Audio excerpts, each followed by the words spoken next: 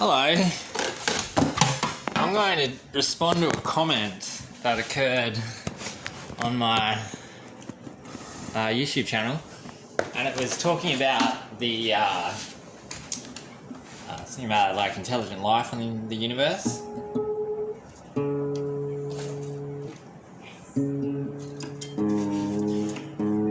And so when I was a little kid, I was raised in a Judeo-Christian household, well, Christian, and the belief system I had was that the human's place in the universe was that we were put here by God, and thus our place was special compared to the animals and plants.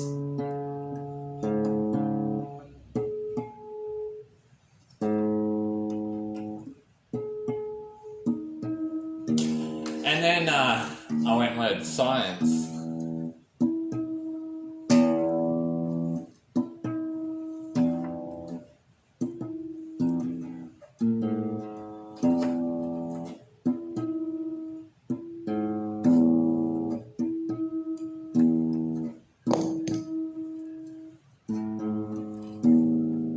And yes, when I learned science, the belief system is that the humans evolved from the animals and plants on Earth in a Darwinian evolution, a series of random mutations leading to the most successful mutations gaining dominance.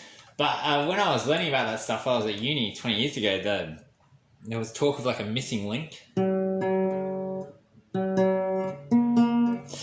a missing link between our evolution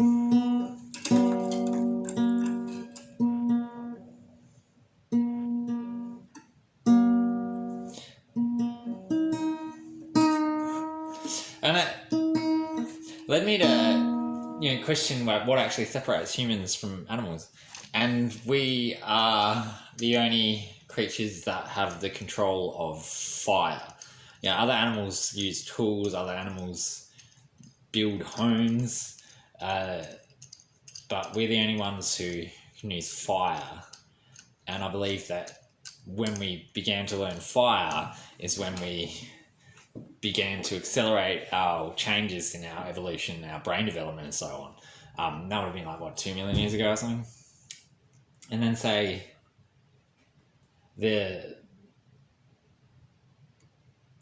so in all of the stories about us getting fire, it's usually given us as a gift by some supernatural entity.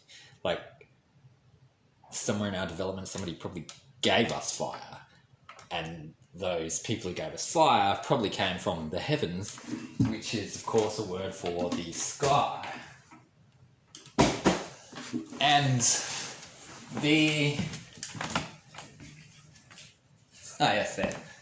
And so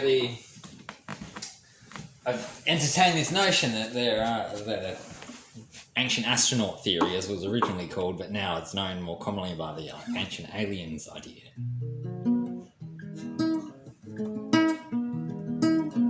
It's like evolution doesn't end at our level. We're still at our level of evolution. But one of the things that we do at our level of evolution is we make our interactions with our plants and animals, we can engineer their evolution. Dogs evolved from wolves because of our interaction with them. The house cat has evolved from the wild cats due to interacting with us and chasing the mice in the homes and so on. And in the same way, I suggest that our development being distinct from the other animals around us is because someone has engineered our evolution. That at intervals, like not like a constant meddling with our intervals. It's like give them fire and then let them develop and have wars and breed and interbreed slightly different species of hominids that predate Homo sapiens. And then there'll be a big cataclysm and then they'll all get wiped out. And whoever survives will fuck with their DNA and give them some upgrades and then do that every 100,000 years or something. It's like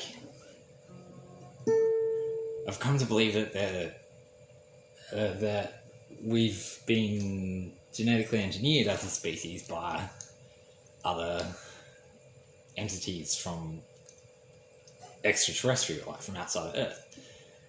So, but we're at a level of our evolution where we're not really ready to meet those people on a collective level, because we are so self-absorbed and greedy and obsessed with our own existence, and not as interested in the universe at large, at least as species as a whole. So that we're not allowed to interact with the other species from the sky, because we're like naughty children who haven't earned that yet.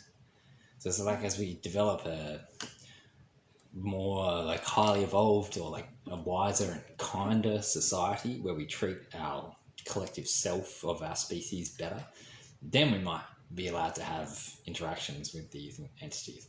But then, of course, the otherworldly entities, extraterrestrials and so on, can cheat and have individual interactions with human beings of Earth in small levels. But I think that the reason we haven't received public notice of an extraterrestrial visitation is because there are business interests that profit off of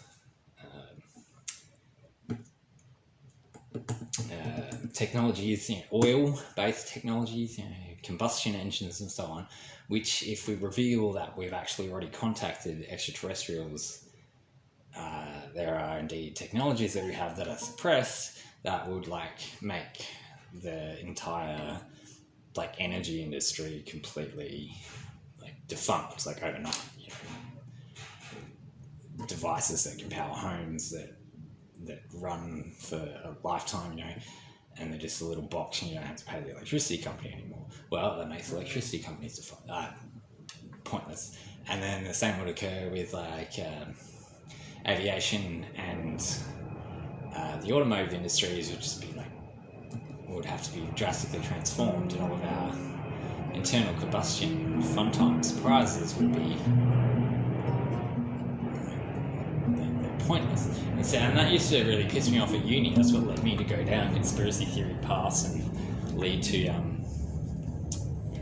believing ancient astronauts, or the genetic engineering of the human race or the earthling human race by other sort of humanoids from other planets and star systems. Is because while I was learning about alternative energy sources as a young physicist, I was shocked to find that one of the people who was due to do a presentation of his device and explain how it worked, that supposedly is a free energy device, was of course murdered the day before. And a couple of days after, I was like, oh yeah, that was that video. He was going to show the device. Looks it up on the internet. It's he was killed and murdered. What the fuck? So, I know that event led me to start questioning the notion of suppressed technology and secrecy in government and industry. So I don't think we are alone in the universe at all. I think we're surrounded by observers on the moon, because it's a great observation post. You can watch a species develop over a couple of 100,000 or a couple of million years and just have a station there observing, and where you can easily go and interact as needed from a nearby base. So yeah, and that's what I think about life in the universe. I think we have not discovered it with our radio telecommunication devices, because obviously the speed of light, which is the speed of those devices, that's not a useful form of communication for communicating long distance. There's got to be some kind of a quantum entanglement transfer of information that can be done. which would be faster or instantaneous, as opposed to the slow speed of light, which is a limitation if you want to send information long distance. So it's like it wouldn't actually be the form of communication that would be used. It's like illogical. It's slow. The speed of light is slow. Einstein made a statement that everyone accepts as true, and it's merely an assumption that nothing can travel faster than light. And then there is, of course, what we call quantum entanglement, which is essentially the instantaneous transfer of information. And the reason we haven't seen anyone is because we're using the wrong technology to look for it. Right, well, I guess I'll sing a song now.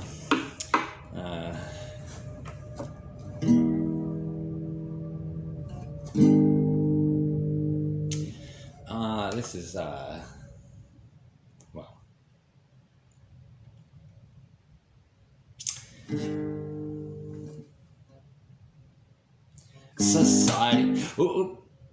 Society of the Black Hands killed Archduke Ferdinand. That started World War I. It was not good for anyone except for a few rich ones who sold some weapons to everyone and made lots of money. And then later, World War II. That's what we all did do. Nazis, Project Paperclip. Nazis, CIA. Nazis, Project Paperclip. NASA, Nazis, CIA.